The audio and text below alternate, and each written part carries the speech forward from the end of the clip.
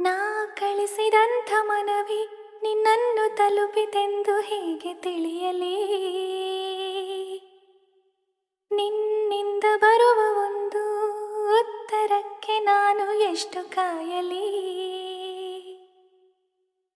ನಿನದೆ ನನ್ನ ಜಗವು, ನನಗೆ ನೀನು ಬರವು, ಇದನ್ನು ಹೇಗೆ ಕೂಗಿ ಹೇಳಲಿ? ನಿನ್ನದೇ ಆಲಾಪ ಈಗಲೂ ಕೇಳುತ್ತಿಹುದು ಮನದಲ್ಲಿ. ಸ್ವಪ್ನವೇ ಸಾಕಾರಾದ ಹಾಗೆ ನೀನಿರಲು ಜೊತೆಯಲ್ಲಿ.